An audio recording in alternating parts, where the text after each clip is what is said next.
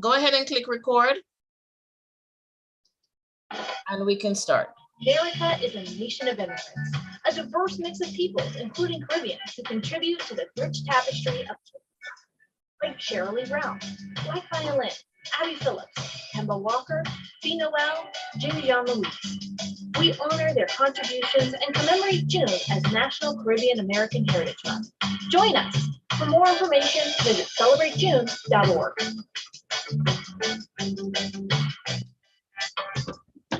Greetings and salutations. It is Monday, June the 27th in the Anno Domini 2022. I like to say that because we sometimes forget that other people in the world have other calendars. And because we're celebrating United Nations MSME Day, M medium, S small, M micro enterprise day, it's important that we acknowledge that there are other cultures, other systems besides the one that currently dominates our economic system. So we are on the Western economic system and a Western date system, and most of the economic world is in that system. And as small island developing states or big ocean small states, whichever one you prefer, I think it's very important that as we try to move towards inclusive prosperity, we take advantage of days like MSME Day to really bring into focus some of the issues that we need to be concerned ourselves with. This year, we have decided to invite 3 female entrepreneurs, women entrepreneurs, to talk about their journey to entrepreneurism and how they see their present, where they're coming from, as well as the future. And to guide us on this journey, we have Dr. Amalia Luncheon. But before we do that, let's invite you to, if you're seeing this video, to go back also and look at our video recording from June the 23rd, Thursday, June 23rd, where at our Cabinet American Legislative Forum, we spent a lot of time on the issue of prosperity, working through the agriculture sector, the blue economy. We looked at the energy sector, and we looked at financial services. And that was largely a policy dialogue.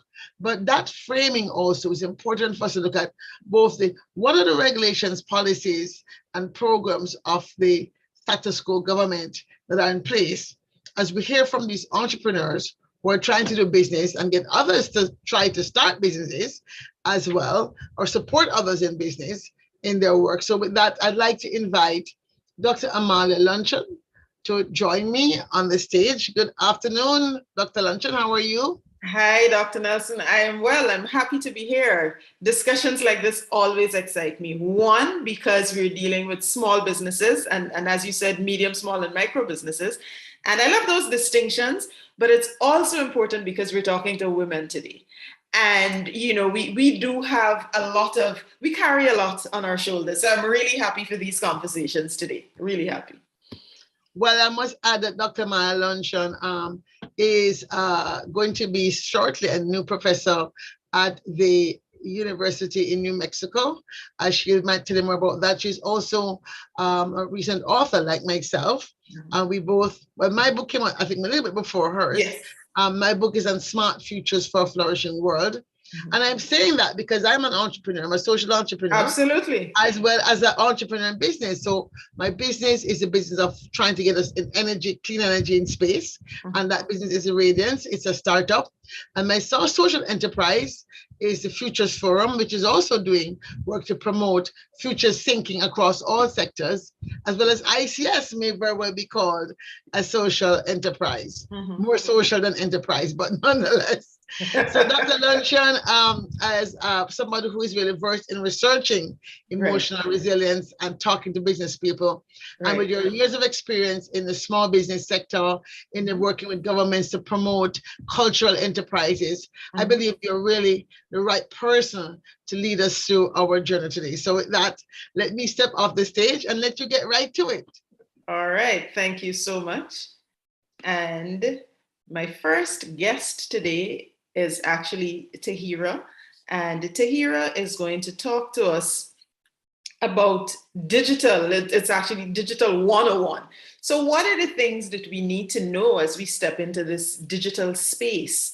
And we do realize now that more than anything else, or more than ever, a lot of the things that we do are online. So for the last 2 years, for instance, we've had to exist without that physical contact with each other. So Tahira Banks-Webster is going to walk us through today some of the things that she thinks are important as we discuss digital and business stuff under the theme that the UN has prescribed for today.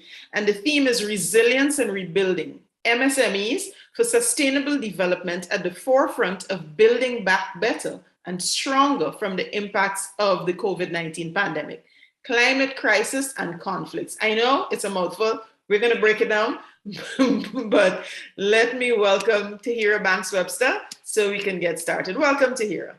Greetings, Dr. Luncheon. Thank you so much for having me. You're welcome. Yeah, man.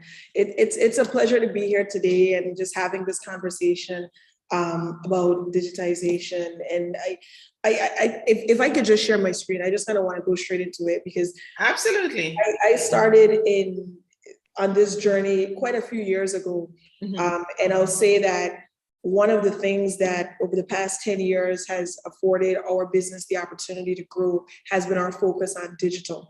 Perfect. I distinctly remember just a quick story before Hurricane Irma. You may be aware of Hurricane Irma. Yes, absolutely. In Caribbean. That was in 2017. I remember having to figure out how to pack down, we have to pack up the business because you have to buy your assets. And we had no papers. Everything that we do in the business is online. And so we literally had to close our computer, yes, secure it, wrap it up. And once the storm was done, get back to work. But there are a lot of benefits, regardless of we're in the service industry as a strategic digital marketing agency and technology company. But beyond the service sector, there's so many different aspects of our a business in the Caribbean that can be supported by digitization. And I'm very excited to have this discussion with you today. Absolutely. Fantastic. Okay, so I'll go ahead and share Sure. my screen. So digitization 101, and I summed up everything you said in a mouthful. I summed it up as for sustainable. Perfect. Right? Yeah, it was a lot to fit on the slide. But I'll say this, Dr. Luncheon, that where we are now in the Caribbean, and I have the privilege of spending a lot of time in the Caribbean as well as time in the US. Where we are now is that we're vulnerable to every single shock that occurs. Every shock that takes place, if it's a hurricane, if it's, we recently experienced COVID. Just the other day in Anguilla, we had an earthquake. Everything that happens outside of our space impacts us directly. And what that means for us in the Caribbean is that it almost feels like our future is insecure because we're kind of hinged to what is happening somewhere else with someone else.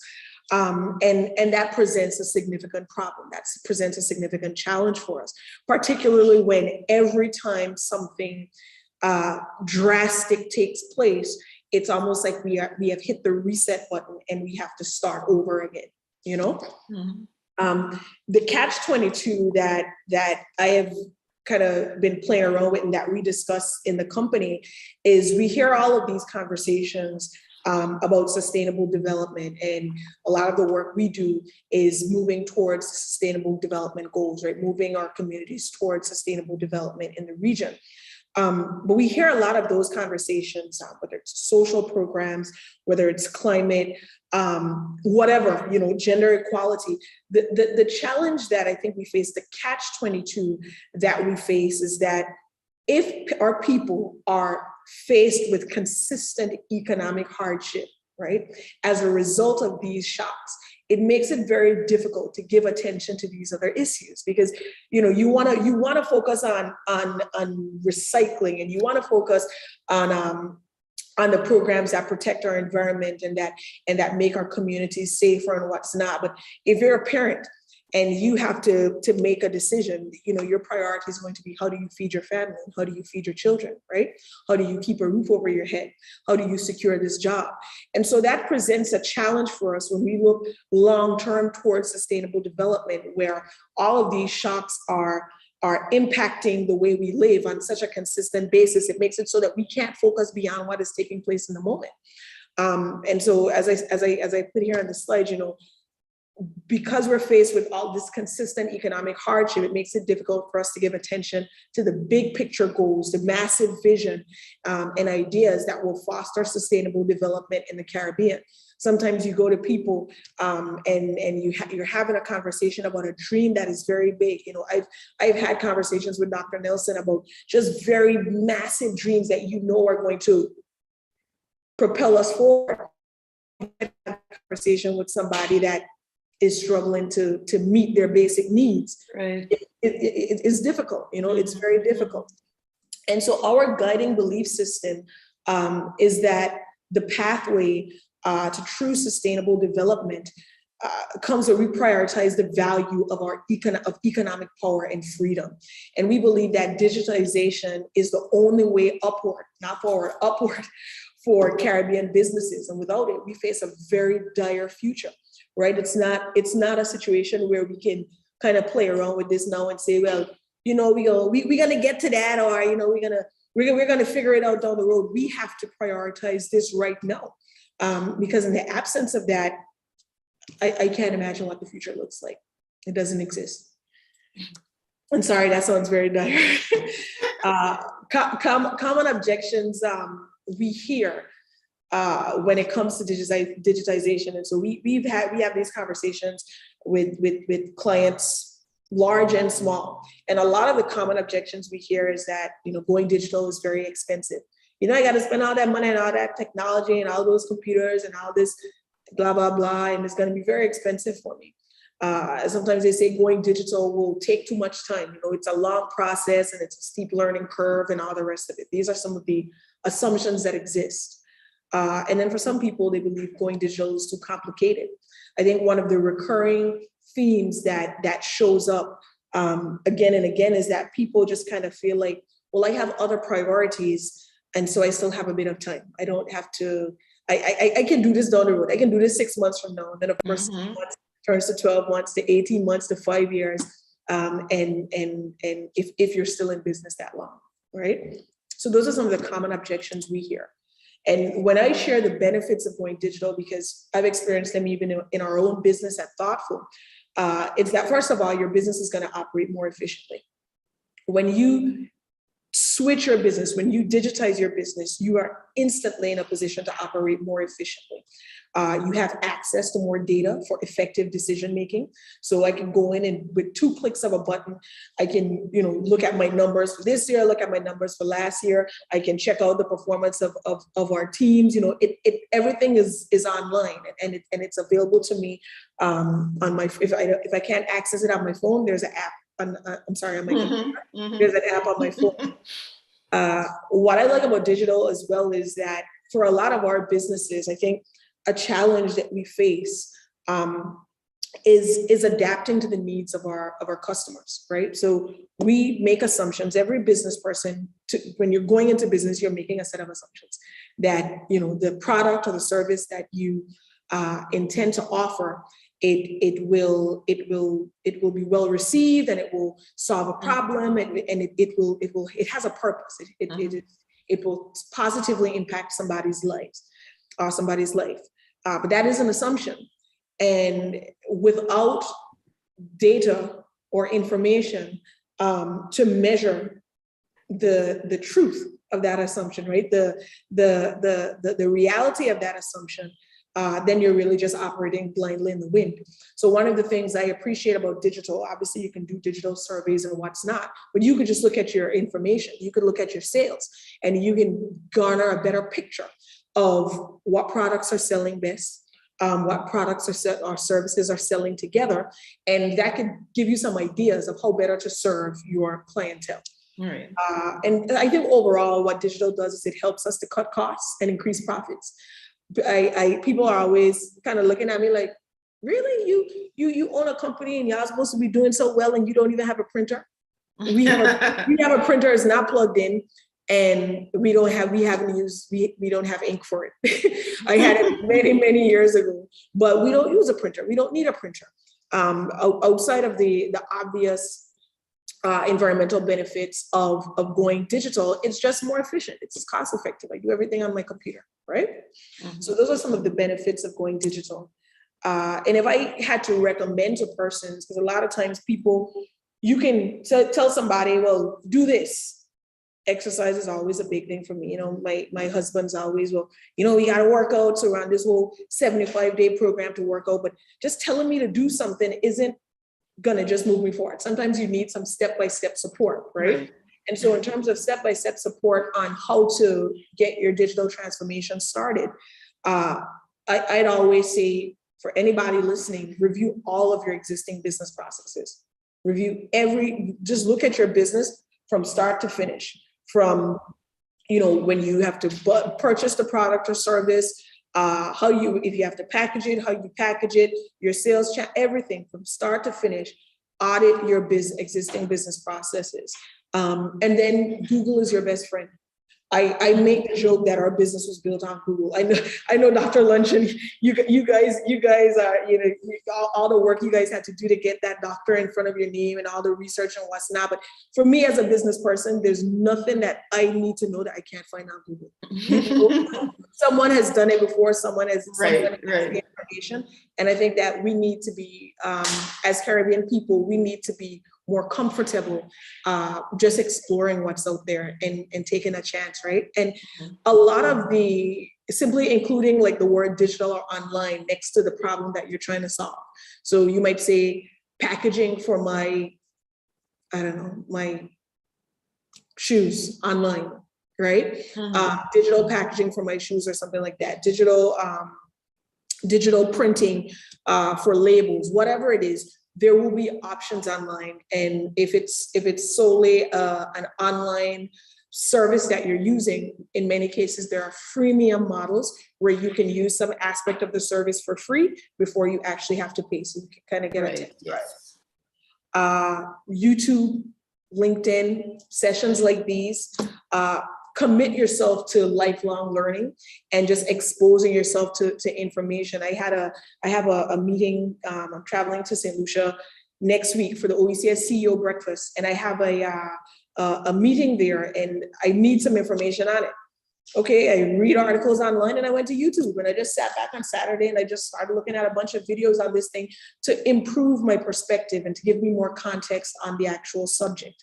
Right. And if you have a bit of money that you can invest in it, I would always recommend, you know, bringing on a digitization expert if that's the case. Right. One of the easy examples of how we've incorporated digital into our business is right here in front of you.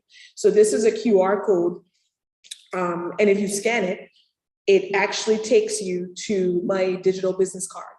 And and this came from a problem. So I haven't printed a business card in a lot of years.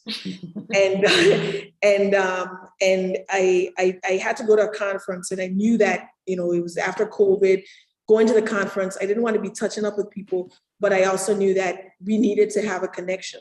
Downloaded an app, I think it's like $3 per month. And here's my digital business card. I put the QR code on there, but it's Blink, BLINQ for anybody that's interested.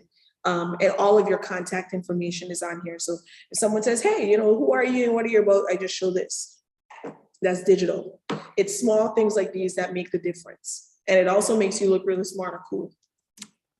So some of the examples that we've used in terms of digital here in the region, in Anguilla, we worked with the Ministry of Health and Social Development, and we worked with them to digitize their entire vaccination process. And so we digitized the vaccination process from registration to complete vaccination. And because of digital, because we use technology because we integrated technology into this process, the island has outperformed every other Caribbean island when it comes to vaccination rate. And that's the power of digital. We have our booking platform, TX Bookings, and because of digital, this festival here on the island, which is, you know, a custom of physical ticket sales, and you go to this store and you pick up what's not. We said, hey, you can have those, well, let's get it online and let's put some budget behind that, and allow persons to book and make purchases online. They had a 350% increase in ticket sales. That's money that they would not have had if they had not gone digital. And then in our work with the OECS for STM 2021, we integrated not just marketing, but an entire digital strategy that allowed them to market the event and then measure the efficacy of the event, connect and maintain relationships with the registrants, all of this powered by digital. So I said a mouthful, Dr. Luncheon, but I did want to share some perspective on my thoughts related to digital, some of our experience related to digital, and use that to kind of start off our conversation. Perfect, perfect. Thank you so much. I think it is indeed a great entry point into us discussing. There's some things that I've written down because, you know, I am a girl of notes. So I wrote down a couple of things here. The first one is no digitization, no sustainable development. I'm happy that you feel that strongly about it because, as you know, I'm sure there are people who give you a lot of pushback. And so now you are forced to, you know, come in with a hammer afterwards, you know, to sort of let them know. You did say that digitization is the only way upward. I like that. I like that because if we understand that, then we're able to build on it. Right. And then on your benefits slide, you said some benefits, your business will operate more efficiently. So if I were to play devil's advocate, then, and I'm sure many people have asked you this, I would say, but will it though? You know, how can you assure me, or what would be the first path to showing me that this is really going to take my business to the next level? I think the first step is even auditing your processes, right? Okay. Because a lot of times, if you say, well, how can this help me operate more efficiently? You'd be surprised to figure out that for most people, how things are supposed to flow in their business, the processes, the SOPs, if you want to call it that, they all exist in their head, right? And so in the absence of having that process digitized where your team can see it, how do you hold persons accountable for what information they don't have? Well, let's pretend that you do have that aspect of your business digitized. And so they do understand the processes. I think one of the initial ways that digitization can make your business more efficient is because it gives you access to data. Let's use in the instance of a retail business. If you have not digitized your business, it is impossible to keep accurate and real-time account of your stock. So you're saying my little book is not good if I have a mom and pop shop? No. Write it down who owes me for 2 weeks and, you know, that kind of thing. I could put some water. If I throw some water, that's the end of your that's the end of your story. Give me 5 minutes, I can look back to see who owed me from, you know, 2 weeks ago when they last came in and that kind of thing. It's written down. It's a bad deal. It's the worst thing. So how do you get someone, and obviously all across the OECS, we're faced with people in these small shops, and we're talking about small businesses today. We're faced with people in small shops, these mom and pop shops. The van will come and they're selling them some Nido milk, they're selling them some Maggie soup and whatever, you know, and they write down what they have for Bridens or whomever. And then they know who comes in and takes credit. So they have this book and they have all this information. How do I do, first of all, do you think that a business like that should move towards digitization?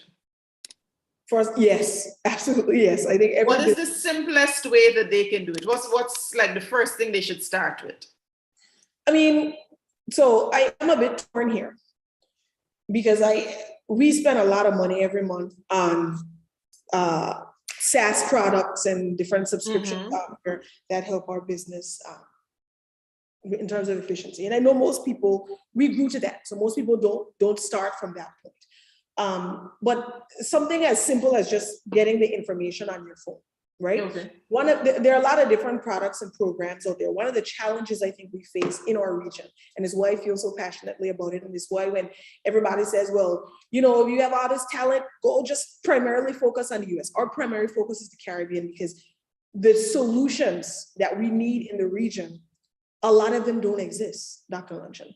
Right. When I say a lot of them don't exist, they exist for different markets. They do not Okay. exist in Right. a way that can support the context of that micro business, of that really small, that mom and pop that is bringing in the needle, or somebody selling banana bread from up the road that is bringing Right. it. They don't, the solutions that are on the market right now, they don't support. Fit that. Okay. And so there also needs to be, while we need the businesses to make the switch to digital, while that's taking place, we need an influx of support and resources for Caribbean people to be at the center of developing Caribbean solutions. Because a lot of times people come in with ideas, or someone will come in from LA or New York or Houston. And they'll come in and they'll say, well, this is the kind of product or service you could use to digitize that process, to get your inventory in there. But they're doing that based on how things might work in the US. They're not doing that with an understanding, taking the same technology, taking the same technology, but adapting it in a way that would support what's happening in our islands. Here's an example of that. An example of that is that internet connectivity in the region is good, but it's not Perfect. It's not perfect. And so if you're building out a product, it cannot be so, my husband's here, data intensive, right? To where it requires a super duper fast connection or it's gonna fail. Digital literacy isn't extremely high. And so you also can't build out a product that is so complex that it turns persons off. I use platforms that if it takes me too long to set it up, and I'm not gonna do this. Right. So we need to develop solutions for people that support the context they're in, or that take into account the context that they're in. But I would say for the average business, I mean, just get started on your phone. Most people are going to be using their phone. They're not going to be using a computer and all the rest of it. Get started on your phone. There's notes. There are all of these different apps. But at least as a starting point, take the information you have in your notebook. And let's just start with putting it in your before we I suppose that for a start, you probably could use the notes function on your phone. Absolutely. But because I've come from distribution in the Caribbean, so that's why I use that example, because it's one that I'm really familiar with. But I'm thinking of these mom and pop shops and thinking perhaps we need not start with micro in the Caribbean, because for instance, like a Bryden's, for instance, would have all the information they'd have the island mapped out. So they would have everybody's information on their end. However, the small shop doesn't have any digital information on you. They know when the van comes, it comes Tuesday and Thursday. They know, from different departments in the company or whatever. However, they don't have that process. So perhaps we can jump to maybe small or medium, where people are versed in having a computer system, and maybe they just have like an Excel spreadsheet and they do basic accounting. So they have like what comes in and what goes out. So that is some form of being digital, I would say, or at least computerized. May not necessarily be digital, because when I think of digital, I think of being able to do stuff online. And correct me if I'm wrong in terms of how you look at it. So for me, I believe that every individual in our region that uses WhatsApp or Facebook has the ability to take their business online. Okay, so you are saying online as opposed to just computerization? Yes. Okay, perfect. So small businesses then, so people who are entrepreneurs that are doing things that they can perhaps ship to someone. So let's say someone who is a designer, who has a line of t-shirts or, whatever, chains or whatever, that person is able to digitize much faster. Or because they would now have a wider audience, because immediately the world is their oyster as long as they get into specific pockets Absolutely. What are those pockets that you would suggest a small person, a small business should get into? Or it could be micro, because micro may be, in that case, where we're looking at a specific amount of income per year or whatever. That may be how we do it, or maybe just one person in a home doing it.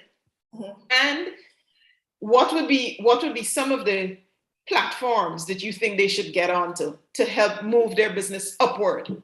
Okay, could you repeat the question so I have it absolutely correct? What are some of the platforms someone in a small business or someone who's ready to go to the next step? So we move it away from the mom and pops. So you may have issues of not being, illiteracy and that kind of thing. So they're not able to control the technology.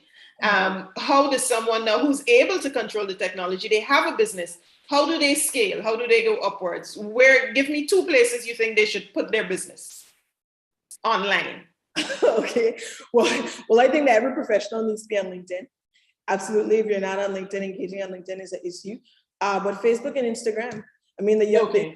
and it also depends on who your target demographic is. So Yeah, and the product that you're selling to, I would say. pardon me? And the product that you're selling to, product or service that you're offering. Because I Right. might not go and sell chokers on LinkedIn. No, you're not But, right, yeah, exactly. yeah. So that might be something you go run on TikTok with, or Right, exactly. Facebook. Yes.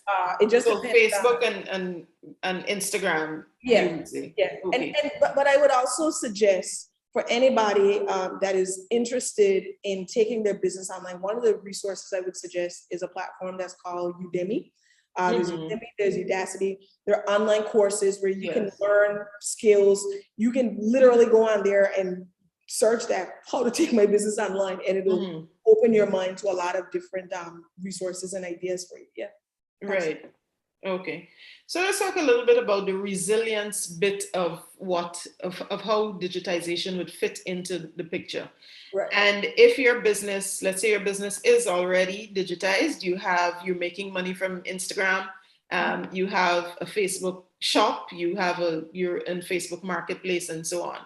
And resilience has to do with allowing businesses to adapt to whatever disruptions they may have had. So we started by saying that we could have had disruptions based on the pandemic. So during the pandemic, and we're still in the pandemic, but in the earlier part of the pandemic, we had issues with stuff moving and, being able to go physically and buy stuff.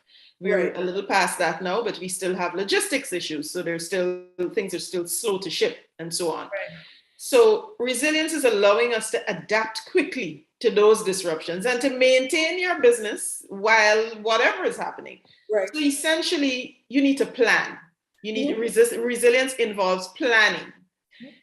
If we think of small businesses, we are going to advocate that they would have an emergency response plan. So if something happens, if there's a fire, this is your response. Right. You should have a crisis management plan.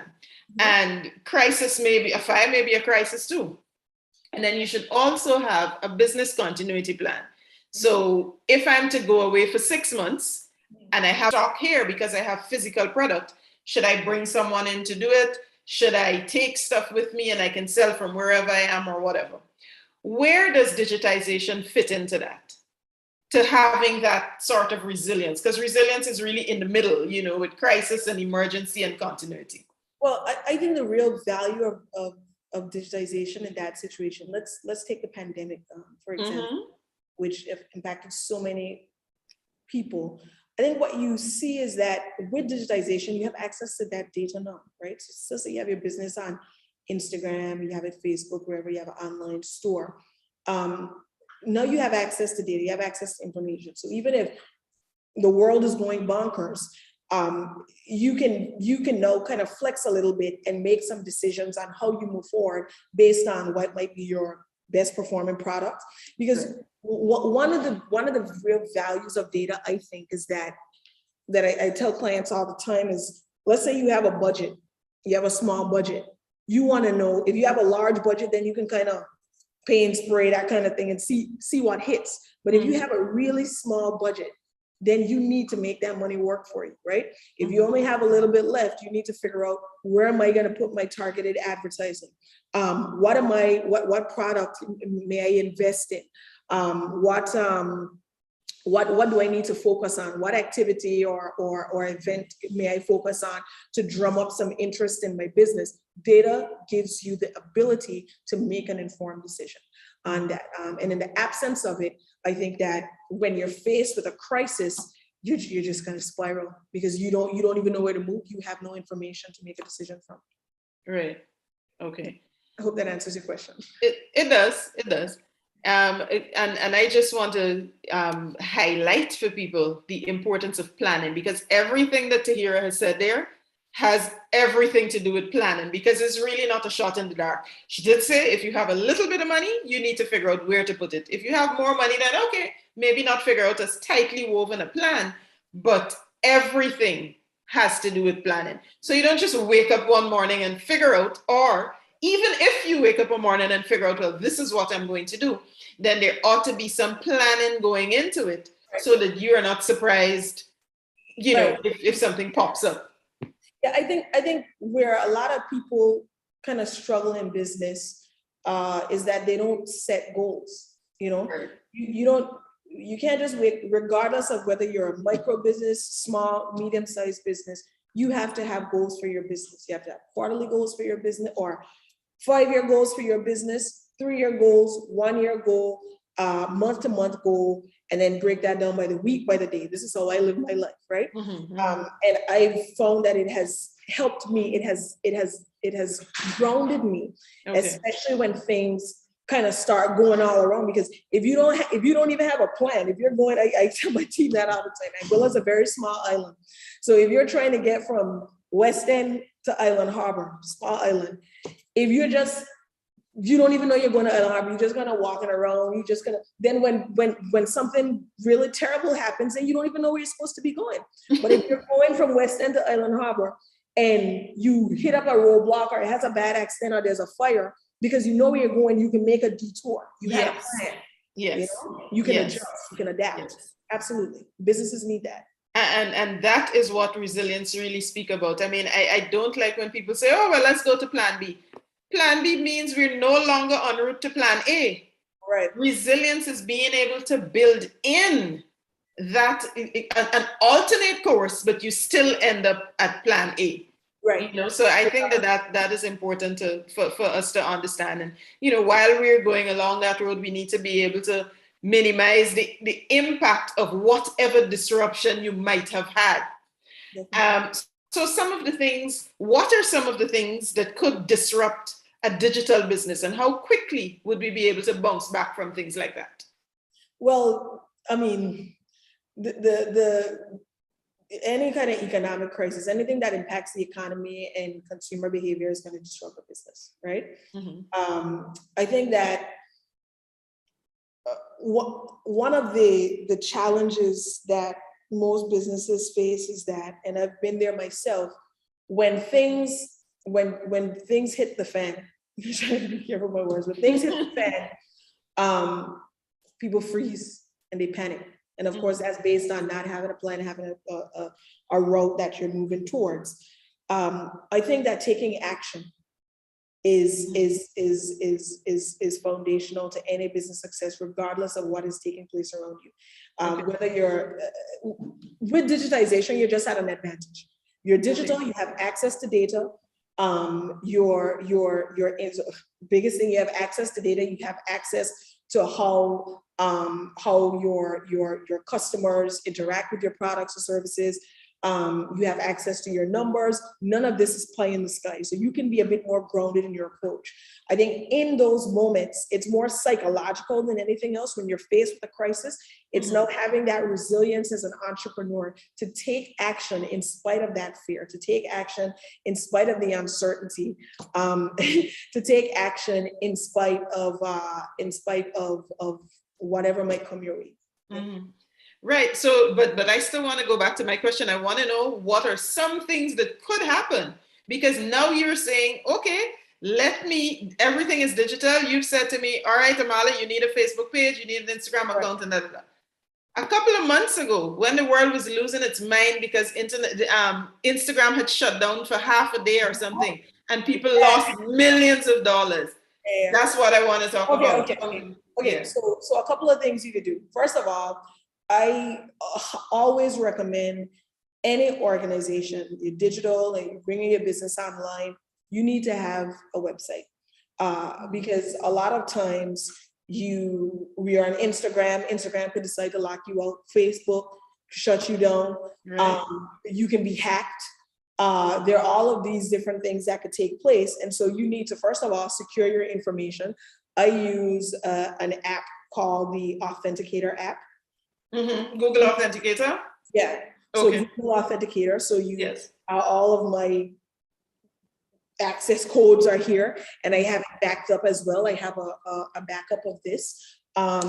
You need to, I would say, distribute your focus when it comes to digital. There's some people who they have their whole brand built on Instagram. Instagram shut them down. That's it. Exactly. Right?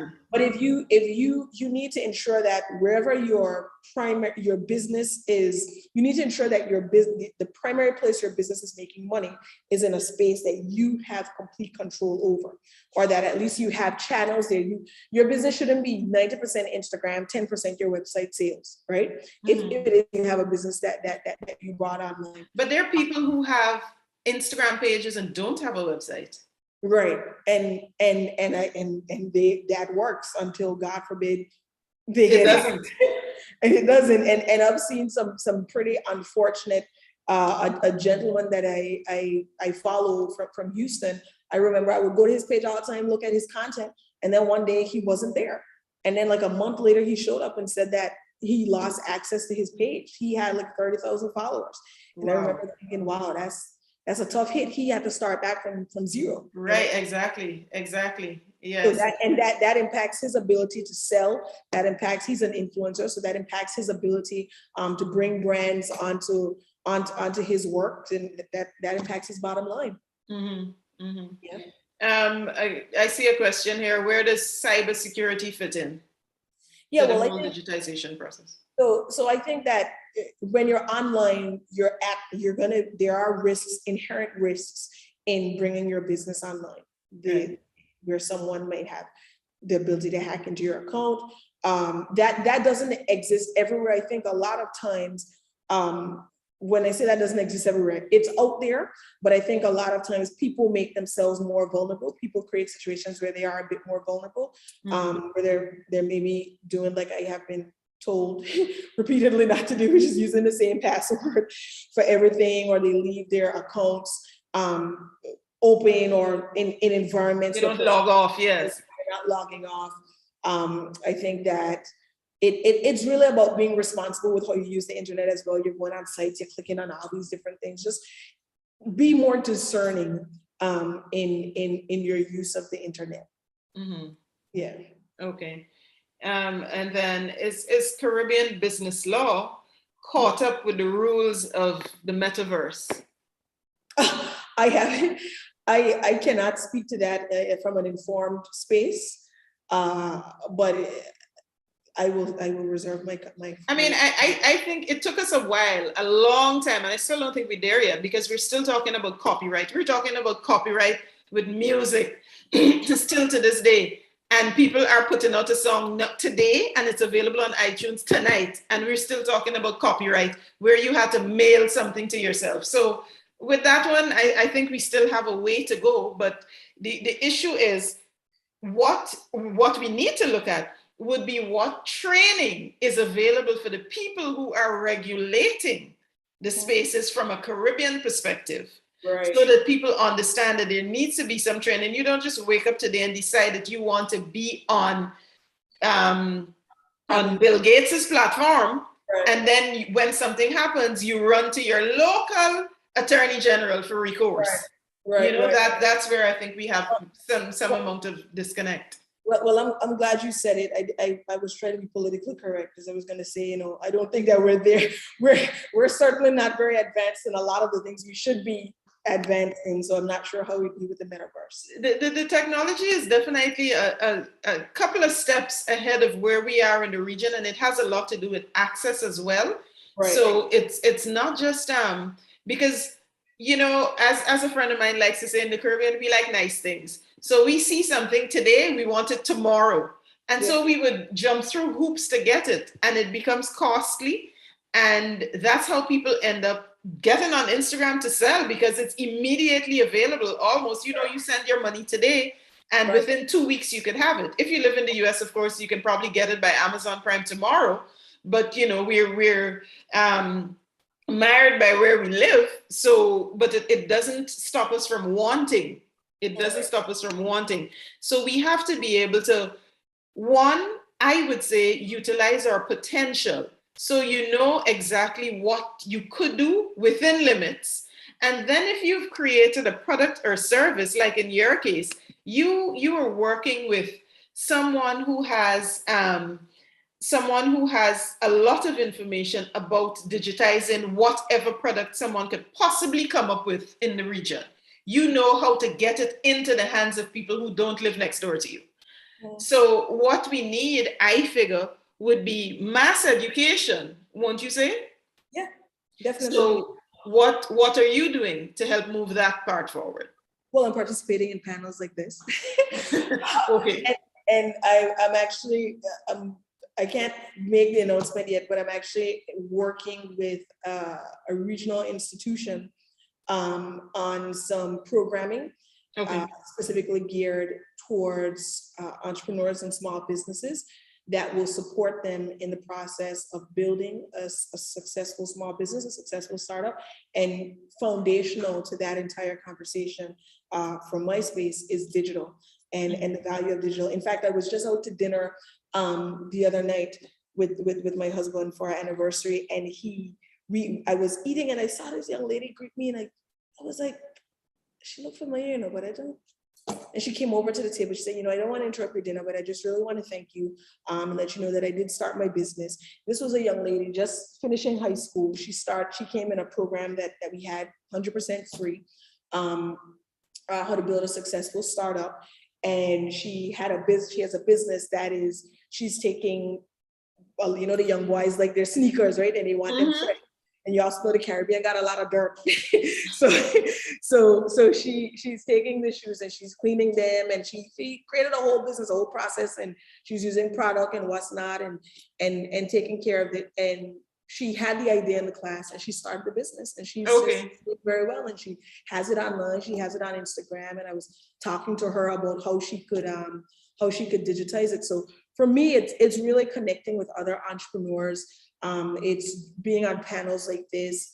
It's some of our programming that as a company, as a team at Thoughtful, we put out and will continue to put out and do more of, because we can do more, we have to do more. But I think it's about sharing and not looking at sometimes we have this idea that, and that's why I really commend yourself, Dr. Luncheon, Dr. Nelson, and the whole team, just on even putting on forums like this, because a lot of times people have the information and they want to keep it to themselves, because they figure there's going to be some big advantage. Competition. Right. I don't want to share the knowledge, but that's the only way we all move upward. Is to share. Yeah. One of the things that I kind of want to advocate for here is pushing for, in your thing, and I'm not sure if this is how you do it, but I would say in telling people, hey, you need to digitize because digitization is the only way upward, while you're telling them that, maybe you can be giving them some cybersecurity lessons as well, so that they understand, they don't leave themselves exposed. I'm not sure if you do it hand in hand, or if you're just saying digitize. Yeah, my husband is actually better versed in that than myself. He's the keeper of our passwords and all of he keeps us secure. His responsibility is to keep us secure, Yeah, because it's very dangerous, and it could cause people a lot of anxiety and so on. If every single thing they own is on Instagram, and then Instagram doesn't recognize them one day, because we're dealing with computers, so and things like having backups and just ensuring that your information isn't just stored in one place. Right. I remember, you may remember a few years ago, Apple iCloud went down. Oh my God, it was 3 hours. I thought people were dying.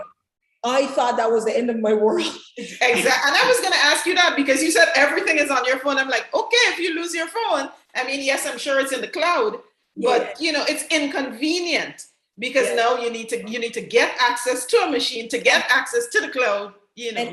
And what's interesting, it's great you said that, because we had a conversation with my mother who was saying, you know, her computer is running so slow. And my husband was explaining to her that a lot of these companies, they downgrade the performance of your devices after a few years, making it almost impossible for you Absolutely. to access information. So she was telling me, oh, you know, people like y'all just, she was teasing me, y'all just want to upgrade your phone every year, every other year. I said, my whole life is on my phone. I cannot risk Apple decided they're going to slow me down. I shut my stuff down, and then Right. I can't access this. So I upgrade. Right. Yeah.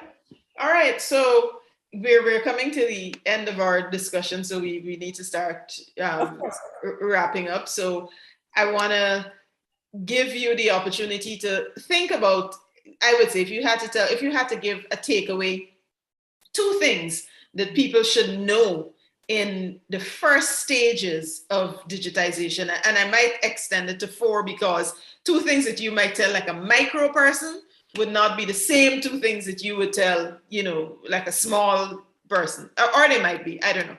But if they're 4, then fine.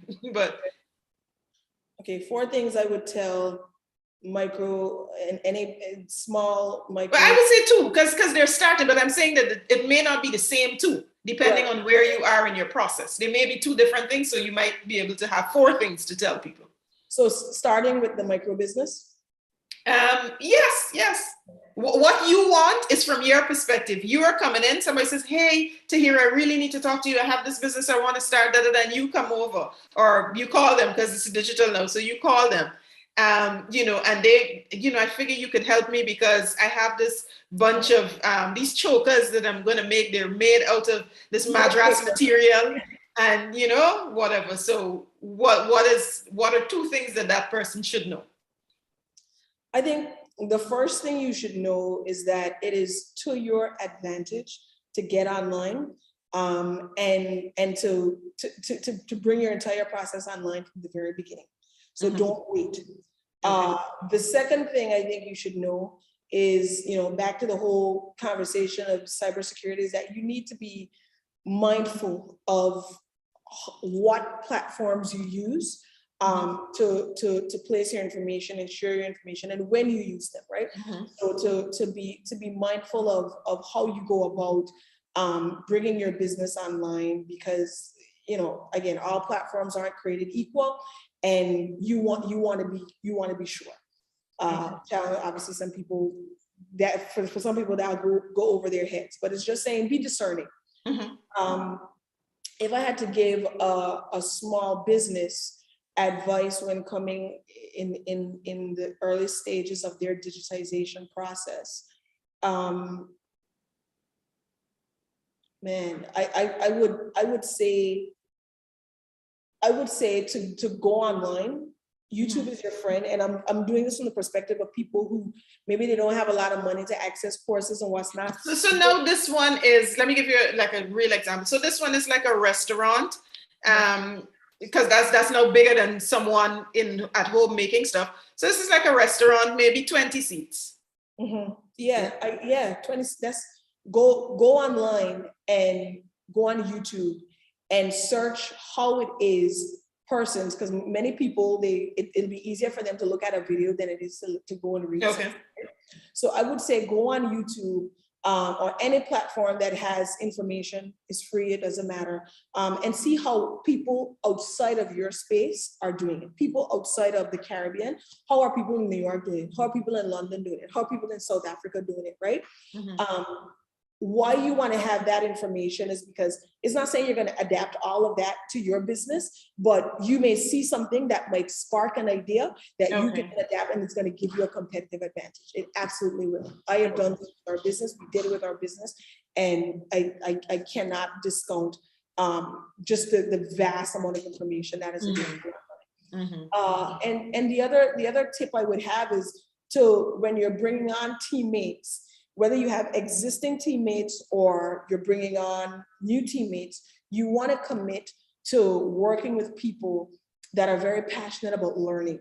because technology can at times be intimidating to people, but a lot of it comes down to mindset and a willingness to learn and a willingness to grow. And you don't want persons who have the perspective that that's too hard, you know, I don't want to try. You know, everyone may be intimidated from time to time, but if you have people with a very fixed mindset and not a growth mindset to where they look at the world as constantly changing and it's required of them to constantly evolve and grow, you don't want those people a part of your business if you're moving towards digitization, because that's the future and they want to stay in the present. Okay. Yeah. All right, Tahira, thank you so much. This has been a lot of fun. We've had a conversation with Tahira Banks Webster talking about digitization 101, and we're talking about it in the context of UN MSME Day. Thank you so much for your time. I've had a lot of fun doing this.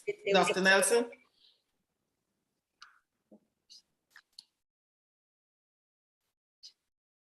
You're muted, Dr. Nelson. It has been really great hearing her perspective on this issue. Clearly in the Caribbean, when we're talking about export of goods, export of services, from within to without the region. And then of course, even locally, COVID has taught us that even doctors have had to go online. Everybody's going online. So what I did hear though is that the need to really look at cybersecurity is huge. We seem to have a big gap there. Doctors' offices, accounting offices, small schools that have children's information. So a lot of things make up a small and medium enterprise that I think we have to really find these service providers who are able to provide those organizations with the knowledge about cybersecurity. Something that has really been on my mind for a long time, cybersecurity in particular. Another thing just to say from point of view of resilience and rebuilding, that is to, again, to bear in mind, we want to build a new normal. We're talking about building a new normal that is bringing us closer to achieving some of the goals that the countries have set for the SDGs. Yes. And so it's very critical that we see how the MSME sector can really be strengthened to lead to inclusive prosperity. I have to say, one of the things that the region has had a lot of experience in doing these small projects. At the time, to go back in history, the 1980s, 1990s, a lot of money was invested in national development foundations across the region that were supporting micro enterprise finance. And that was when we had all those microfinance institutions started. And then the cost creep happened. So as we think about this, and the fact that now money is also digital, right? How we have to have people be aware that they don't get caught up in the hype of whether it's cryptocurrency, Bitcoin. They don't know what they're doing. They're a small business and they get somehow sold by someone who's very good at selling the idea, right, but not so strong on selling the real reality of what it means to be having a business or renting a space or a shop on a metaversian platform, right?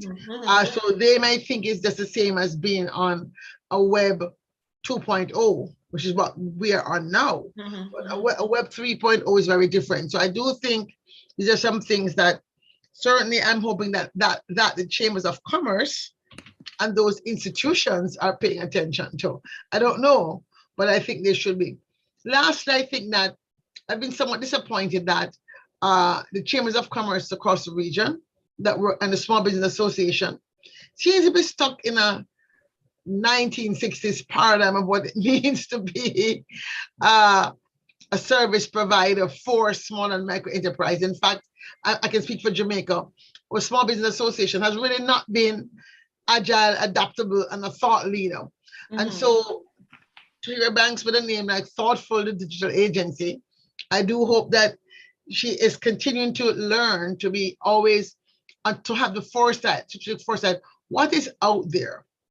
And maybe as Ignite, our youth platform, perhaps it's something we can invite her to be a part of to see really how we can get the next generation to really take the lead in helping the old legacy institutions wake up to the responsibility and either, get with the program and have small business on railway, or if they can't do it, then maybe start a new agencies that can really fill in the gap, because I see too many small businesses and micro businesses in the region going by themselves. We don't have the benefit of a community of practice that we see so strong in the United States of America.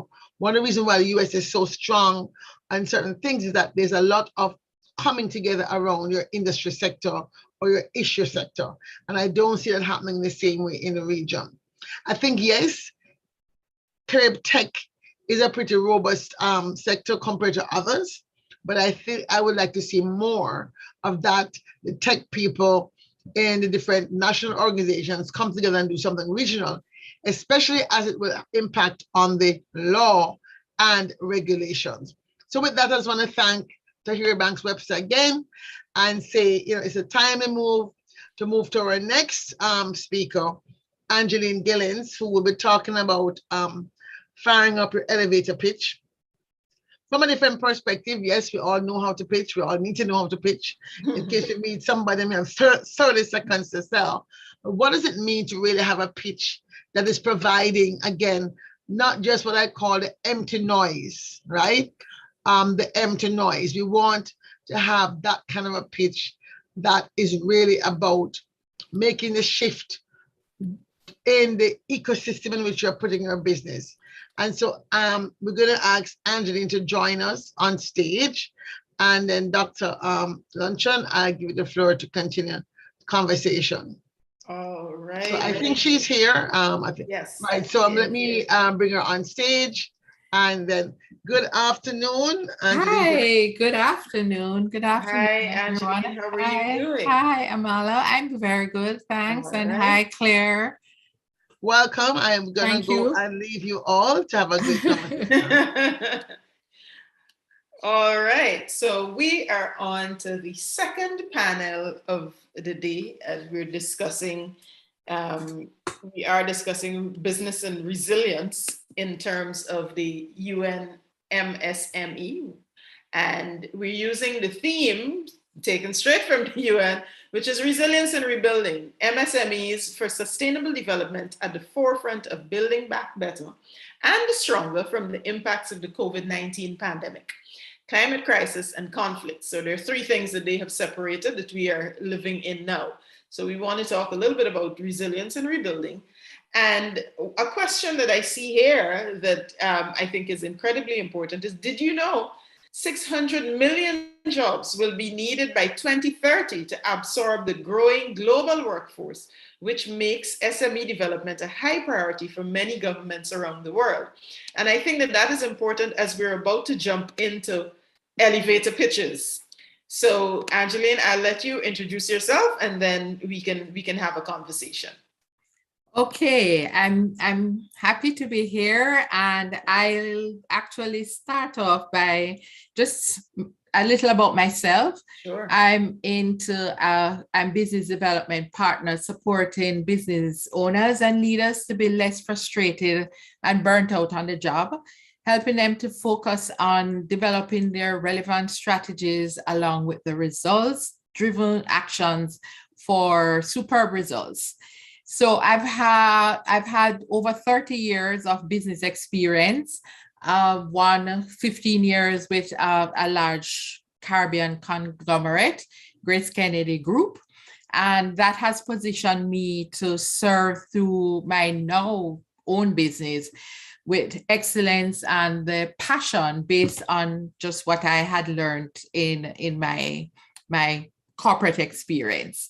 So I look forward to sharing here now on the platform. So should I just go ahead, go straight into talking about, well, what we're saying is elevator pitch, but I've reframed it somewhat. Sure. And something more aligned with what Claire was saying.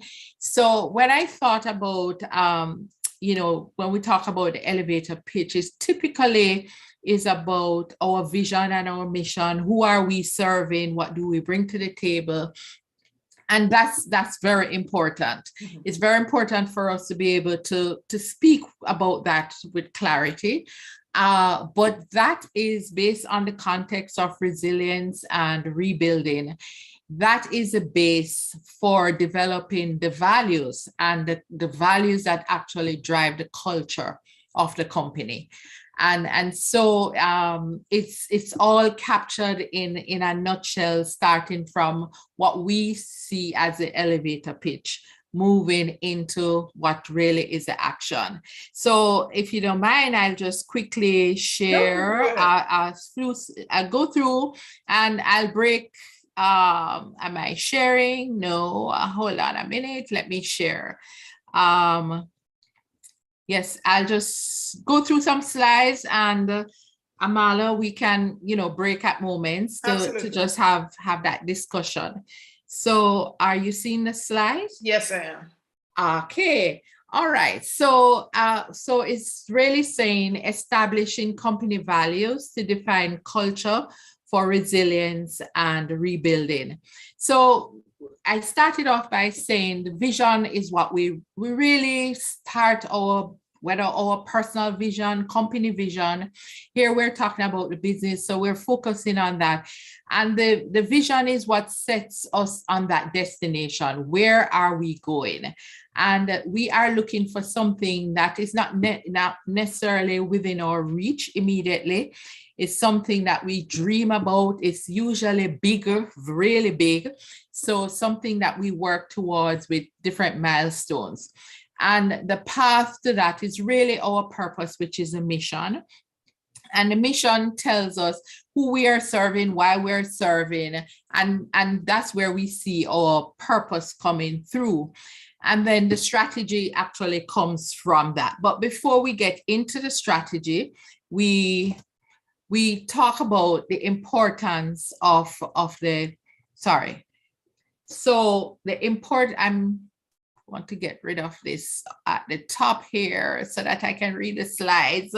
So we clarify our whys. It gives us a sense of meaning and direction.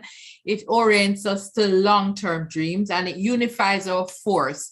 It maintains our focus on the goals and the projects to deliver the highest impact on our key metrics, and it creates a legacy, prioritizing our values and defining our company culture. So what do we say? Our mission statement is what I said before, the why. But the biggest point I want to make, and I think Claire alluded to that at some point, is that on its own, the mission statement is something that you walk into a business and you see it on the wall. And we have these fancy meetings and we really sit down and come up with these things and it looks good on the wall. And if we don't put those into action, they're just words on a sign, typically in a lobby. And so that takes us to our core values. So once we know our vision, where we are going, that big dream, we know that path, the mission, the purpose. The core values are what we really need to understand, because that core value now actually defines the culture, and that culture is what builds that resilience that we're going to talk about. So here we have a tree showing all the values, and these are examples of all the different types of values and there are different words that may be used to be similar to what you have here. So for example, fun is not here, but one of those, and caring, I'm not seeing caring here, but that is captured in one way or another here, because that's a value that a lot of our businesses have. So quite a number of values that we see, core values that we see here. And then we get into the company culture.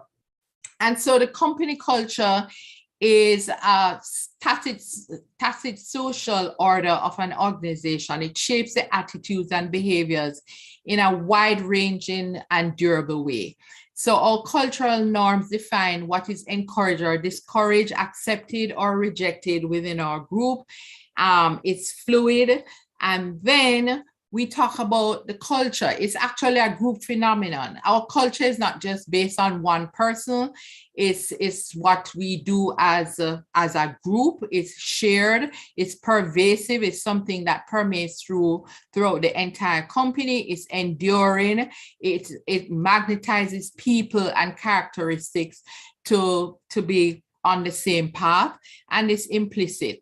People are actually hardwired to recognize and respond to this culture instinctively. So those values that we talked about lead us to what we see here as cultural styles. And these are, again, just some examples of cultural styles that we have. So I'll break here, Amala, if you have any questions or thoughts you want to share here. No questions really, because I'm taking this in and I'm thinking, all right, these are actually quite thorough. And yeah, so if you want to continue, it's fine. That's fine. Okay, so what I have here are just examples of what we would say big brands, global companies, and how they have actually defined their culture. And we can see and we can judge that they say this is what they are. And as we know them, are they really living out this culture? So for example, for Whole Foods, it says most of the greatest companies in the world also have great purposes, having deeper, more transcendent purpose in highly energizing for all of the various independent stakeholders. Caring. So Disney its culture is about incredibly important to be open and accessible for to treat people fairly, look them in the eye and tell them what's on your mind. I particularly like Zappos, which actually is here, is quirky, and I visited them, and at some point I was very interested when I was working on reviewing brand and culture, and Zappos was really strong in how their culture was formed, and it's fun and quirky. When you go in the office, you see the culture actually coming out, and it's delivering wow through your service. It's pursuing growth and learning, being passionate and determined, creating fun and a little weirdness. So those are some of the examples that are there. I want to give two little stories to just say exactly how the impact of culture and on resilience. And resilience, we're going to talk about it in another format, but in terms of succession planning. So there was a company that had a chief executive who was about to retire. The culture of the company was known to be very caring. And so they were grooming a new successor, and they looked for an insider who was with the company for 20 years. So he was well groomed and well culturized in exactly what the company needed. However, so they defined their culture as being caring and purposeful. And as one leader described it, you feel like a part of a large family when you become an employee of this company. So, but there was a hostile bid that was in the making, and persons were anxious about that and saying, wow, we're going to be changing. We're looking at a successor. And here we are in a very hostile bid. And they spoke with the CEO who was leading the succession planning. And they decided to, apart from the person internal, they brought in external persons. So they decided that their culture of caring and being purposeful remained, but given the environment, and this is very important, that you establish your culture, but the environment may change, and you need to establish, work on something that to meet exactly what's happening in the environment. And the environment may be a competitor, the environment may just be your customers and market shifts. So they decided that apart from the caring and the purpose, they wanted somebody who was aggressive, more aggressive and action-oriented while keeping the caring in place. And so eventually they decided to hire the external candidate who brought to the table a new element of culture to the business. And this was because of the hostile possibility of a hostile takeover. And the story ends very positively, because they ended up, because they now had to be in a more learning environment, more authoritative, they were able to keep off the hostile takeover.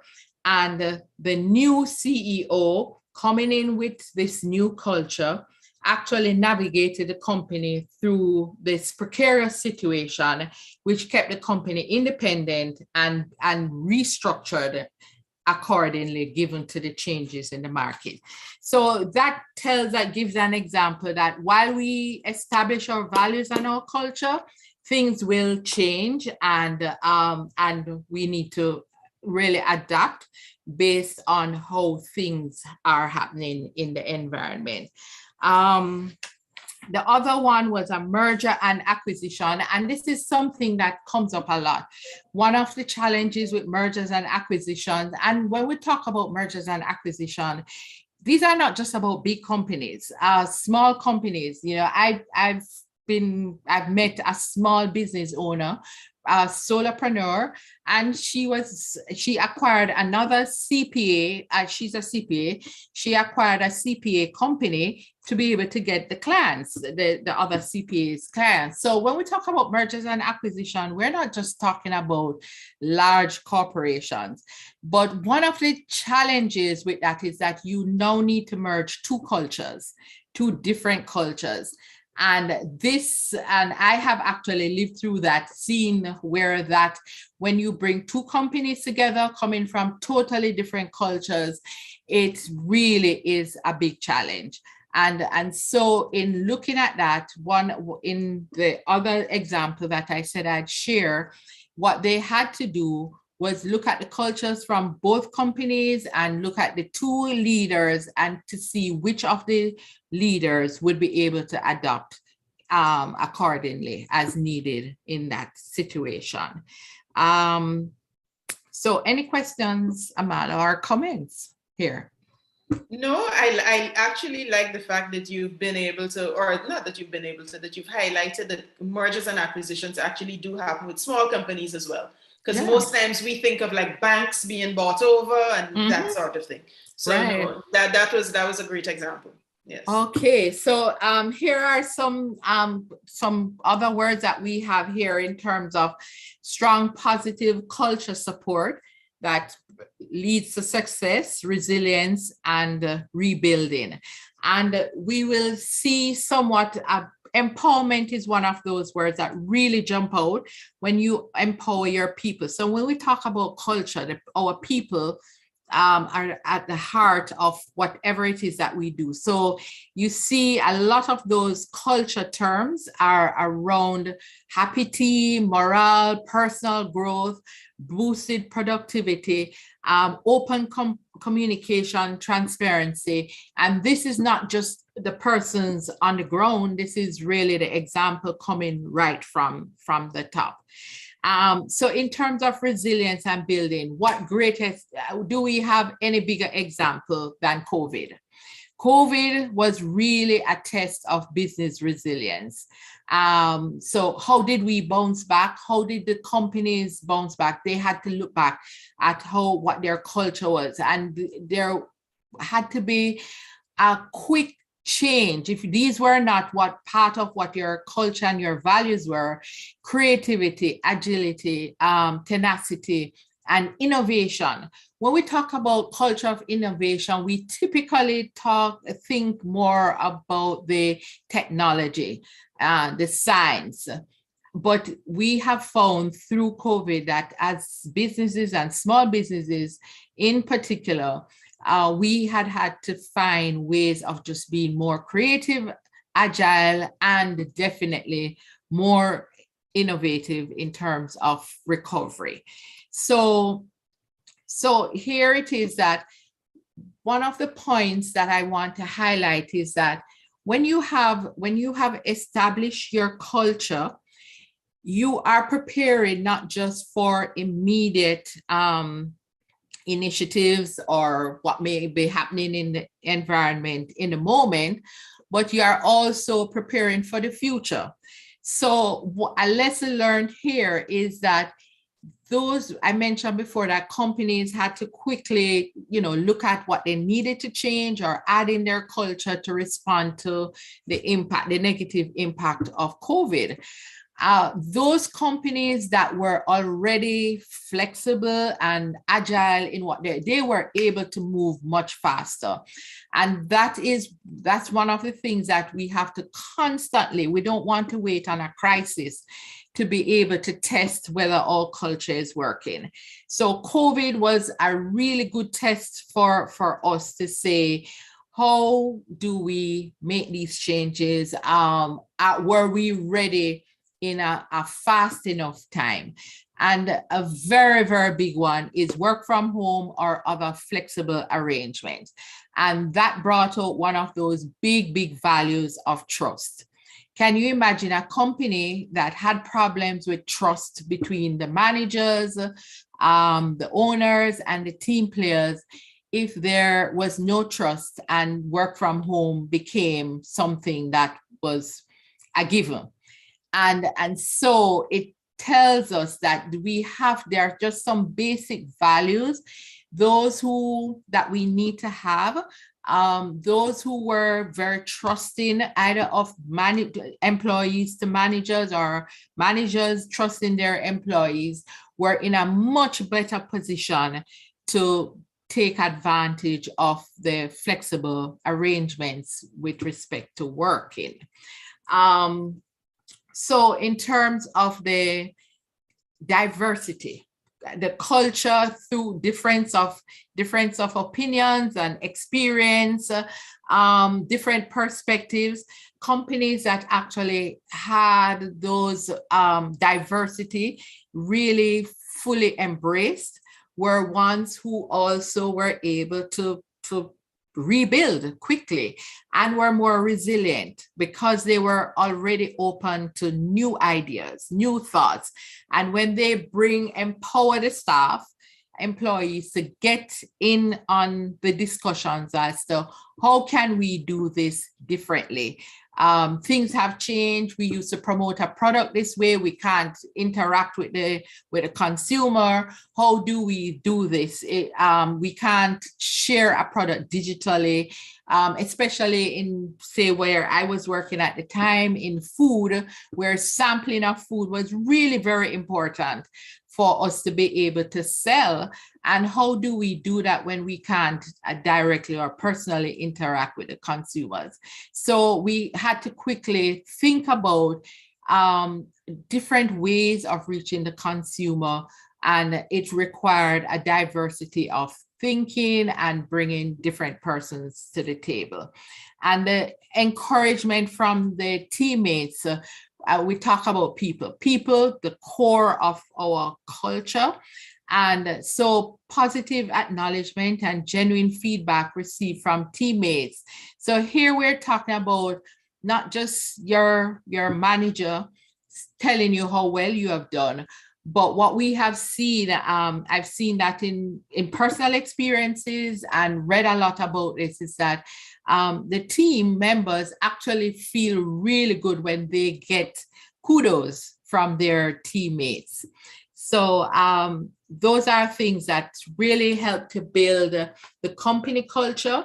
And this shows us that how important it is for us to really build a culture where people feel empowered, feel that they're adding value, and they're enjoying their workspace, and they have a say when things are not going as planned.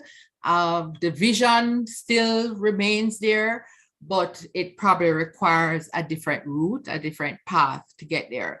So we're spending 40 hours per week, translated to 160 hours per month, and over 2,000 hours per year working together in an environment, and therefore you can imagine how important it is that great leadership is required to build this culture to support business and personal success, driven by engaged and motivated, goal-driven teams at all levels. A point I want to make here, and this is an experience that I had, was we talked initially about the vision. We mentioned about vision and business vision, but we encourage, and I've been in situations where we have encouraged individuals or team members to define at the start of the new financial year to look at their personal vision. What is their personal vision, and how does their work, what their particular role, how can that support their personal vision? And we did an exercise with the team, and the results were amazing, because it turned out that they started to feel that whatever was happening in the business, whatever their role was in really contributing to the success of that business, contributed to them also personally. So as the business succeeded, they were also being very successful and happy with their personal vision and what they had set out at the start of the year. So it's something that we encourage, that we also, as we establish that vision and the values, that persons look at it from their personal standpoint and ensure, and as the leaders, we ensure that they feel that what they're doing within the company, their role in the company, is important for their personal growth. Any questions? Because that's, I think, we, establishing the core values and culture is a fundamental management tool.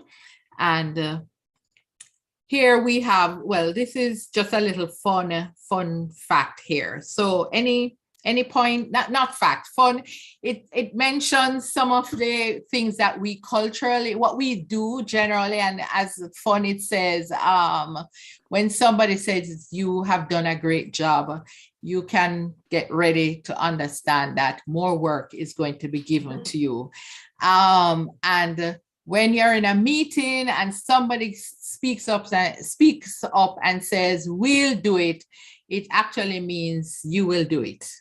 You come out of the meeting and your boss comes to you and you say, I said we'll do it, but you are taking charge of this. That's a good question. Usually means, wow, I'm not sure I know anything about this. And then we're a team means I'm not the only one to be blamed. And all the best means that you are in trouble. So this is just some fun notes of little things that we talk about in our own businesses, interaction with team members, and what it actually means, and we take it in stride. So anything, any points, any comments that we want to make from here? That last slide is hilarious. But I wanted to go back just a little bit to when you said that you had moved in, when you were in the food industry, and you had moved with trying to figure out, or you had to figure out how to get people to sample stuff. Right. And it takes me back to a point that I raised earlier with understanding resilience and knowing that resilience is, so let's imagine that you have these 3 concentric circles and resilience is in the middle. One of them is an emergency response plan, one is a crisis management plan, and the other is a business continuity plan. Yes. And resilience lives in the middle there. So when I heard you say, like, you have to figure out, then, for me, it's like, oh, wow. So was there not a contingency plan? Because if you live in a place with hurricanes, for instance, if there's a hurricane and the physical building is damaged and you're not able to come get stuff, or people are not able to come to get samples there, then what happens? And could that not have been extended initially, first 2 weeks, 3 weeks, whatever, but could that plan not have been extended to incorporate COVID, So that's what I'm thinking. Right. And that's actually a very good point. So there is a backup point. I was gonna say but it remains there, but it's more costly.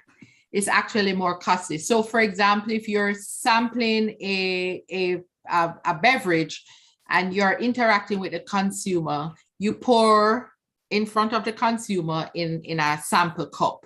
Mhm. And but when you are not able to be there face to face, you end up having to give, and this is just one example, you end up having to give one bottle per person. So you can send packages to persons, and that's a whole bottle that would have been sampled 3 times. Right. You were face to face. So there's that option, and there's a cost obviously that goes with that. So what that meant is that yes, we had to pivot to things like that, and it required that we were more targeted in because it was so costly, we had to be more targeted with who we were sending samples, and these samples now would be full bottles that you're sending out to the consumer. So we would actually send packages to homes with samples. Okay. All right. Was that the end of the presentation? Yes, well, we were really, yep. That was really for us to For your discuss. slides. So that's the end of your slides? Yes, that's the end of the Okay, slides, perfect. yes. All So right. we just really to speak about, the different examples of Sure. culture and how just being ready with the culture that you have in your business and being ready for any changes. For example, in the story that I gave, where there's a succession plan. There was somebody being groomed, but there was a competitive activity that they didn't expect, and that made them have to go back to the drawing board and look back at their culture. So I think that's an interesting point for us to look at as to how do we make that change in a very timely manner when the environment, the landscape has changed. Okay. And that would, I have a question here. I want to know, well, based on a comment that I'm seeing here, if we could just talk a little bit about how employees are able to connect with or connect the vision to what how are employees able to fit in with what the vision is? Because there's often a disconnect there. What is a good way to get employees to, buy into the vision? Yes, and that's actually a very good point, and that's not coming from the comedy that I had at the end. No, it's actually a very good point, because the vision is when it's actually created, and usually it's the senior managers. One of the biggest gap, and I think this is being improved because we've been talking about this generally in business circles, that the vision has to be shared with the entire team. And so once that vision is defined, there has to be a communication plan as to how we continuously, not just share it one time because, okay, we did this in our retreat in September, we're going to plan to share it. And then another 3 years again, nobody knows what that be. It has to be something that is continuously shared. And so it's very important to actually create a communication plan for that initial sharing. It's also something I didn't mention here, but also recruitment. So at recruitment, the vision has to be shared with the teams that you are or persons that you are looking at to bring into the company. And Right. that's a very, very important. When you have established your culture, when you are recruiting, it's a very, very, very important decision in looking at the culture fit. Because if you want to maintain the culture that you have established that is working for you, then you have to look at that from your recruitment process. Not so and specifically to answer that question, it has to be a deliberate plan to share the vision right across the business at all levels. Every level of the business needs to be told and shared, and why. Have their thoughts, have them share their thoughts, even though the vision may be established, but it's good always to get their thoughts, because you never know, their feedback will help to refine that vision as we go along.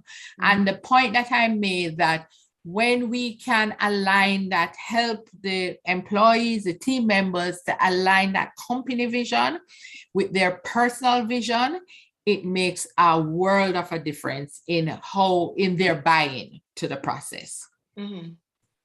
Yes. I did have a little point I wanted to raise here with reference to the vision, because you said that it helps us to maintain focus on the goals and projects. And I think that that is key for people to understand, irrespective of the size of the business. It's important that you understand that your clear vision would help people to understand what your KPIs are. Right. And that is, yes, that is incredibly important. Yes. And I'd like to add to that very important, and we didn't go into the strategy and the goal setting, etc. We spoke about communication and transparency.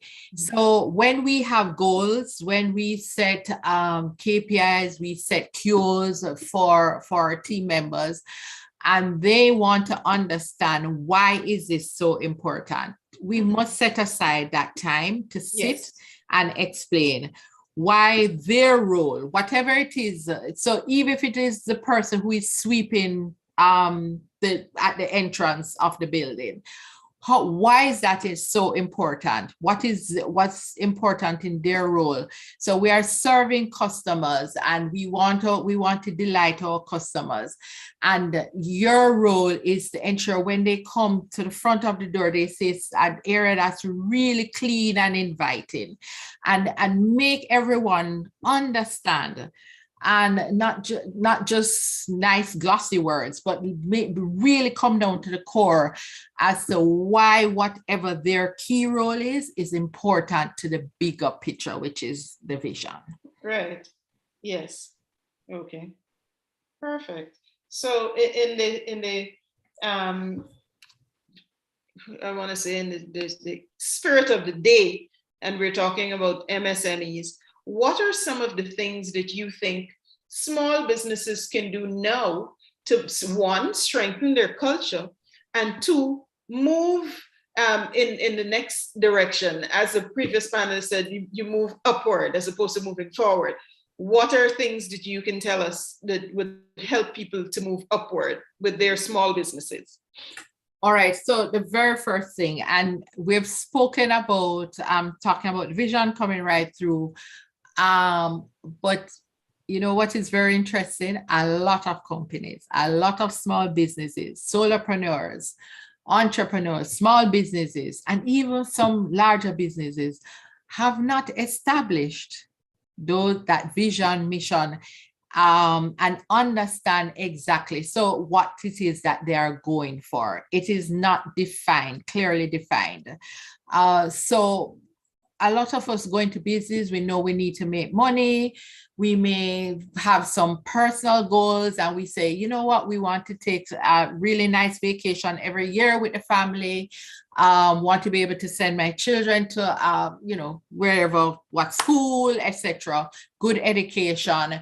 So you may have those loose ideas, but we really haven't sat down and gone through and worked through in detail and have it set in, not set in stone, because set in stone means it cannot be changed, but it's established and it's clear, and it's something that you can go back to and look at it So that's the very first thing in terms of small businesses.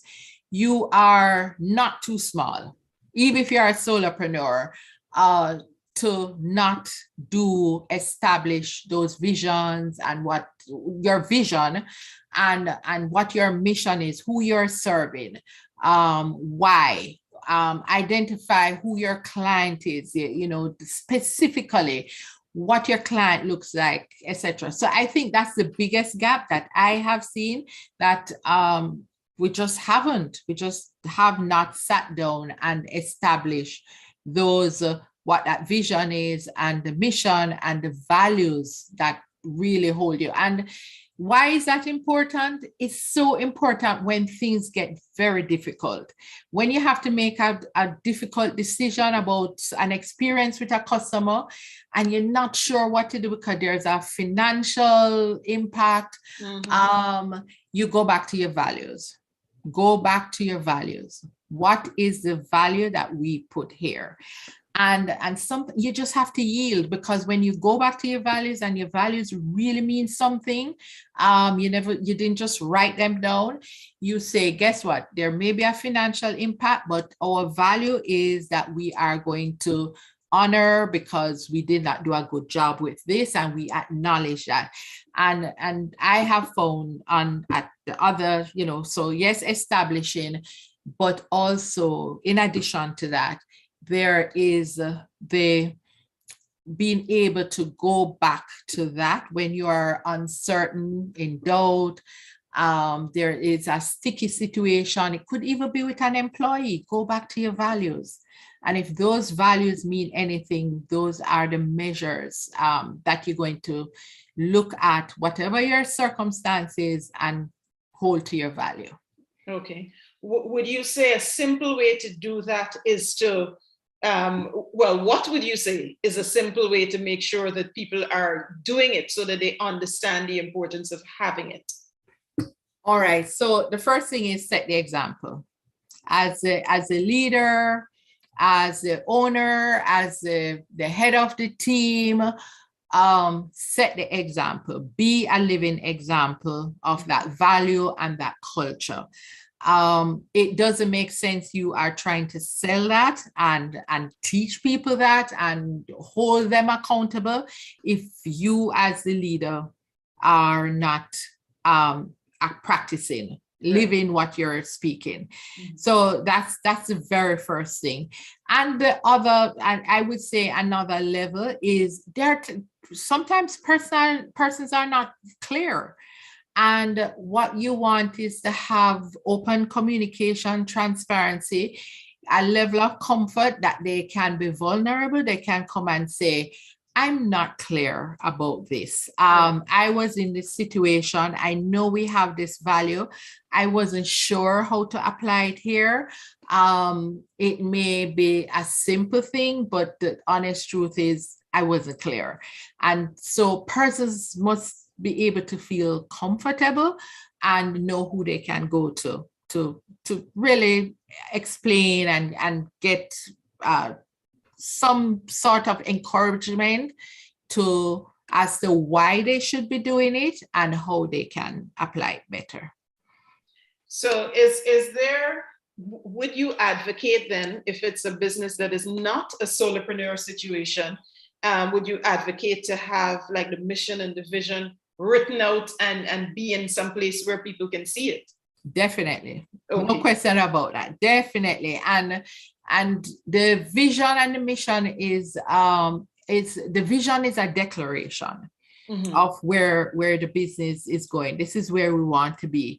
We want to be known as the number one, and you may be number 12. No. Right. But don't be afraid to put it out there.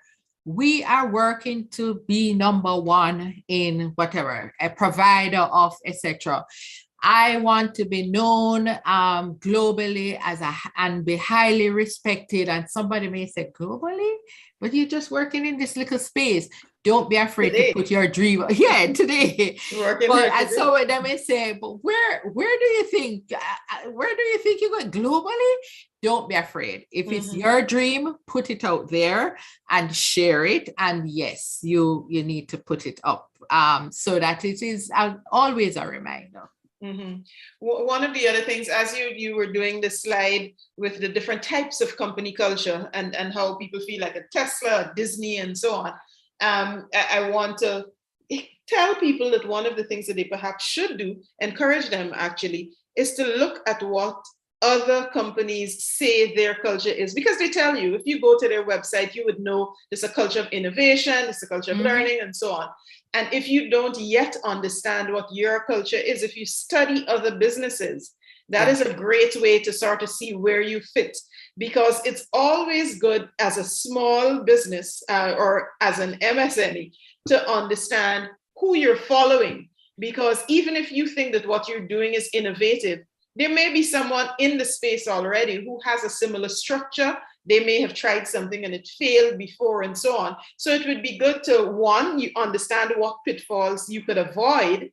If you look at what other people are doing in that space, you'd be able to understand that. So don't be afraid to look and make comparative analysis, so that you can help position yourself to be the number one company in the world, if that really is your aim. Correct. That is very correct. So I totally agree with that. Yes. And I think I may have there was another point that I was thinking. Let me see if I can get back to it here. So that was the learning, the different cultures. And in the one about the core values, I think it's also important, perhaps I would advocate for like having, if it's more than one person, obviously if you're an entrepreneur, you don't necessarily need to be talking to yourself about core values, but I think having meetings and open discussions so that when you make decisions, I know you said it is important for us to lead by example, but if there's one other person in that business with you, it's important to discuss what those values are. So that when you do get into that sticky situation that you spoke about, Right. they have something to fall back on. They can say, well, no, we do have a culture of openness. And, this is what we would do. Listen, guys, this thing didn't come in on time. And you tell the person the entire story so that they understand you didn't deliberately not send out whatever their thing was. But, because you have this culture of openness, you're able to talk about it and let them know, hey, we struggled with this. But because we are honest about it, we're going to give you, whether it is some of your money back, or we're going to send you a free key ring with whatever it is you're buying, so Correct. something like that. Yes. Yeah. And it's so important that your frontline staff, because they're the face of the company with the consumer, the customer. And it's so important that they live those values, because that's where they're going to see it first. It doesn't make sense that they are not living the value. There's a problem, and then when you go to the next level on the inside, the supervisor, the manager, you start seeing that value coming out. So it's really important that the frontline staff, they are interacting all the time. That they see the customers the customers and consumers, they see the value coming out. And we do have off days. We always have off days. And when we have an off day, we acknowledge it and we say, you know what, this didn't happen how it should have happened. Right. I made a mistake, and it is not in line with typically how the company expects us to perform, and I slipped up. So we need to really be honest about that. Exactly. Yes. All right. So I think that is good in terms of how we should be thinking of how our culture affects our business, because your business really is an extension of who you are as people. And, as a group of people, when you come together, now there's a collective culture. So being able to translate that into a viable product or service, is really important. in terms of how you move things forward. And then in terms of being resilient, you need to understand fully what those things are and have them itemized. Understand if you don't plan, what happens? Exactly. Understand the benefits of planning. So, if you're planning, then the financial impacts that we spoke about earlier and having to reimburse and so on, those things may not be necessary if proper planning went into it. Yes, there are things that you will not be able to avoid. Like, for instance, we really could not avoid all of those logistical delays that we've been dealing with during the pandemic. But, we do understand now that if you plan, then you can have the quicker recovery, because you can now start, because you know that this thing is going to take a long time to come in. You can source from other places, and, it will help you to have shorter stock out periods. Right. And then you can minimize the name of your company being tarnished, because once that good name is gone, then very that difficult. is the end of it. Yeah, so you wouldn't have that sort of brand image tarnishing. For sure. Now that we live in a digital space, or we live in a place where it things happen spreads so quickly, yes, and we're in this cancel culture, yes, we ought to be able to safeguard the things that really mean a lot to us. So, thank you. One last point, and I Absolutely. really wouldn't want to close without putting this on the table. Sure. Celebrate. Celebrate. Yes. So, we have companies, and they have this performance culture, we're results driven and we go for performance. And we must always, whether you're a performance culture company, but always celebrate the small wins and the big wins. Yes, indeed. Don't wait just for the big wins, because the vision is far, but there are these small steps, these small milestones that take us over time to that overall vision. And I always encourage that we celebrate, we find ways that is meaningful to the team to celebrate with the team once we win. One win leads to more wins. Absolutely. Yes. I see Dr. Nelson is in to wrap up. Yeah, thank you so much. I must say that as you were talking about company culture, I started thinking about the larger Caribbean culture and small business culture versus, let's say, bigger company culture, medium enterprise culture. And it just jumped into my brain with our collective Caribbean culture. We want to soon come plus no to servantmanship. Yes.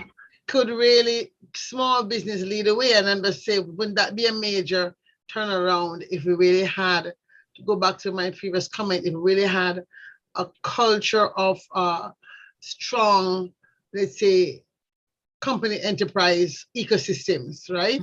If we really had ecosystems of small business associations and chambers of commerce, that if you have 150 members and they're all operating from that principle, and then they begin to ask for that level of service from their other stakeholders, we'll be really be able to see actually MSMEs driving the overall shift to productivity, effectiveness, and efficiency that as a region we need to get to in order to really be competitive. I mean, yes, we are been talking about tourism as a major business, and we are talking about also broadening the tourism enterprise to include more small businesses, moving towards sustainable tourism, community-based tourism, heritage tourism, where small companies can play. And I'm hoping that, as we think about servicing small and medium enterprises in the region, we're looking to those second-tier tourism service sector companies, etc. We can have that spread out into the other companies that are not servicing, quote unquote, the tourism foreign mind, so to speak, but really having that kind of thinking that helps us to think differently about who it is we're serving. What is the value that enterprise ought to be bringing to our communities and our countries? And how can MSMEs really lead? We're talking about, again, rebuilding, not to the old normal, but to a new normal. Yeah. And so I'm just wondering, I don't know, but I'm just thinking, is that a dream that we can begin to have? Perhaps, and I say this to Dr. Luncheon, who's on a campaign to teach emotional resilience in the region? Is that a dream that, perhaps with some of the young people who we honor to get more like an ecosystem of small companies, maybe small youth-led companies, to begin really thinking about this idea of values and culture being critical if we're going to grow the region to be a peaceable, livable, quote unquote, and place of choice to live and work and grow our families. Right, And with that, yeah. So thank you again, Angeline Giddens of the Alternative Board, for your work in trying to bring this kind of a thinking to our small business space. I don't know if you had a chance to say much about the Alternative Board, but when I hear that's all right. when I hear the word Alternative Board, I'm thinking about a board of directors and providing that sense of our support to companies to have this external board of directors. And then as I speak to Dr. Luncheon here, I know she's been talking about pushing out her podcast around emotional resilience, and they're saying maybe this is something that you can broaden your podcast as it grows and shapes and shifts as well. So that what does it mean as you target emotional resilience of people who are entrepreneurs or stakeholders in companies, or people who are even customers, bringing this kind of a thinking about values and culture to the place. So thank you once again, Angela Giddens, for being with us. You're welcome. It was my pleasure. Happy to be able to share. So, and hope we learned from each other. Thank you so much for having me. Thank you. Thank you. Thank you. And so with that, folks, we want to say, Dr. Luncheon, thank you for leading discussion again, most amiable. We are going to be shutting down for a couple of minutes and rebooting the system for our third and closing session. I think in this next session, we will be possibly hearing directly from an owner. And I do see that we have a couple of people listening that. So certainly in this last session, before we close out, we want to have some comments and some statements they want to make. So I want to make sure we're aware of that. So with that, if we could ask our technical director to please shut us down from live streaming and recording for a minute while we reboot and restart, resilient and regenerate.